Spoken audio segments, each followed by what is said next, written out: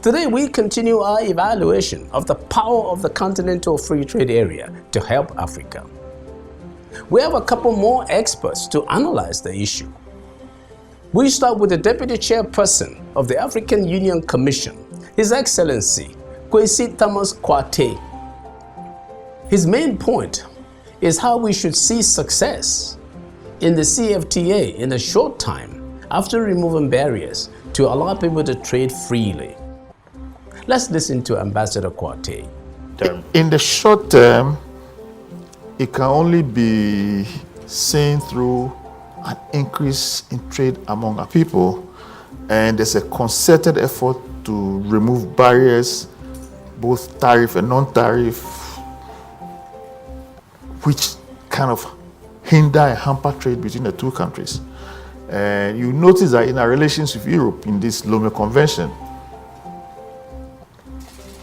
the convention allows you to export primary commodities free of any excise duties to Europe. The moment you start to process and add value, the taxes come on.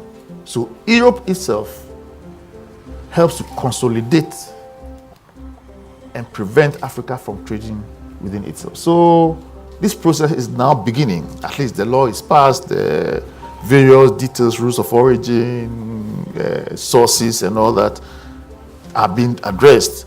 And I believe that as trade within Africa increases, specializations and comparative advantages will emerge. And it will be more interesting for capital exporting countries to now cite industries within the African countries. I'm beginning to imagine a situation where, for instance, creatively we can have, between Ghana and Cote d'Ivoire, the two countries together produce about 70% of world cocoa production. And you are told that, look, Cote d'Ivoire is producing 1 million tons, you have to up your production. The price falls and they don't understand. Now they've signed a strategic agreement. They began to process together. Absolutely. Now, the more we process together, you could get China, for instance, to use their excess processing capacity to build factories around the borders, because if they do that, they have a guaranteed market, they have a guaranteed source of primary products, and then you can have a situation where 1 billion Chinese kids are drinking chocolate every morning on a party. These are things that you can do, but you need to be creative, you need to be imaginative, and you need to be able to break the mold. And you can be sure that those countries that have fed fat and enjoyed what they call chasse gardée, the French call chasse gardée, chasse gardée. This is your special hunting ground. They're going to face competition there, and it's going to open it up. Continuing, Ambassador Kwate talks about how Africa must begin to produce before trade begins. He insists that Africa should ensure to add value to its raw commodities. This is probably what he envisions. He insists that Africa needs to develop capacity to be able to handle sensitive machinery for effective production. Here again is Ambassador Kwate. You can talk about free trade. You can talk about facilitating trade. But before you trade, you have to produce.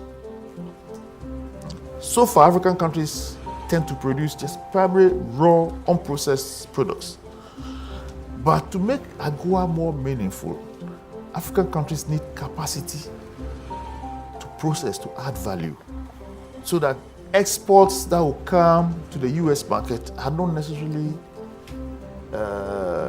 products which are of little value, like primary products, whose price and value tends to vary. Sometimes they go up, they go down, depending on the market. If what we're saying, and that was the turn of the discussion in this AGOA forum, was that we need to develop capacity.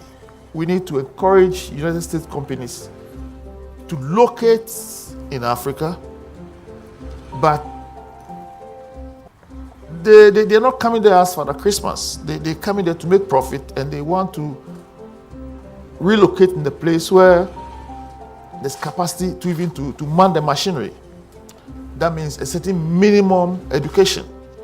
So we in Africa, it's up to us now, first of all, to focus on education and to ensure that our mechanics, our workers are able to man sensitive equipment with accuracy.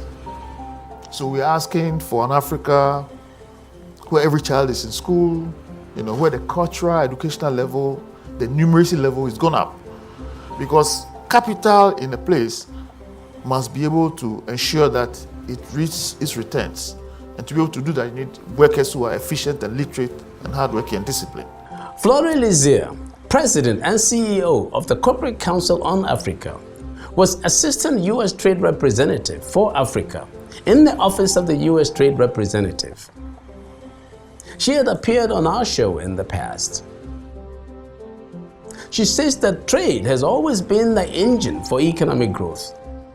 As she says it is what pushes countries from a low level of development to become more globally competitive and even to become more developed. Let's listen to Ms. Lizier. When we look at the issue of trade generally, the reason that it becomes so critical both within the African regional context and in the global context is that trade has always been an engine for economic growth. It is the thing that pushes countries from a low level of development to a point where they're able to be more developed, to attract more investment, employ more people. And so Africa trading more with each other, I think they're now, it used to be 12%, but I think they're up to about 18% in terms of trade amongst themselves.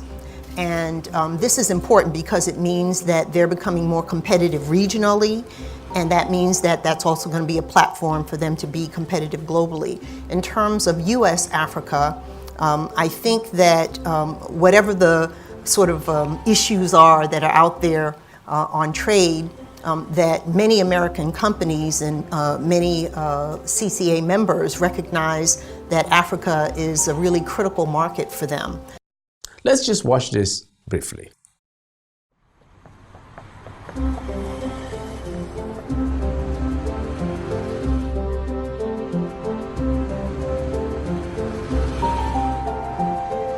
We are calling on everybody to think Africa, act Africa, and prosper Africa. It comes down to the change of mindset. I think this is an opportunity which Africa should not miss. We are implementing the Africa we want.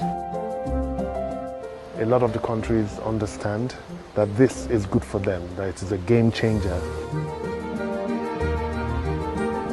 This is an historic moment. No doubt, she says, African countries trading with each other will become more regionally and globally competitive. Here again is Ms. Lizier. Sort of in context, the Africans have been putting in place some of the building blocks for the African continental free trade area for a while. And, perhaps in fairness, we could say that those earlier attempts, the EAC has twice done sort of a free trade area. Now they're at a customs union this second time around and really have made a lot of progress. And the point that Landry made about 40% of intra-African trade being manufactured goods actually says that as Africa trades more with each other, and these regimes, I know the gentleman back there was pessimistic, but as these regimes, the EAC, COMESA, ECOWAS, CMAC, etc., SACU become more integrated among themselves, they're also becoming more competitive.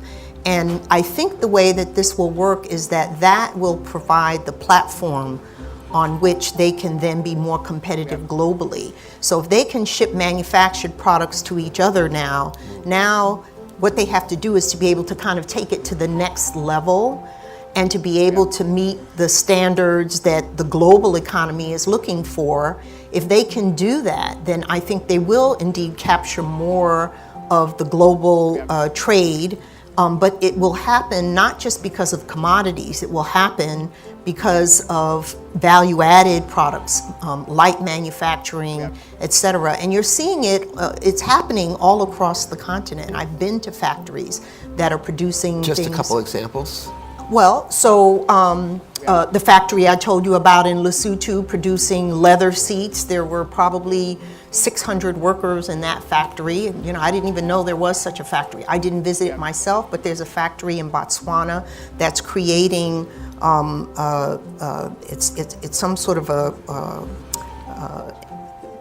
it's like an arm of a piece that goes into the car, right? I don't know much about cars, but it's another input into automobiles. They have a factory that's doing that as well and being integrated in. You see, you know, Dangote Industries is producing cement. I've been to factories that are producing value-added agricultural products, pepper sauces, fruit juices, dried fruits. I went when I was just last week in Côte d'Ivoire. Somebody said to me, there's a cashew processing plant that just opened up 3 months ago that will be producing more cashews than all of the cashew plants in Côte d'Ivoire presently.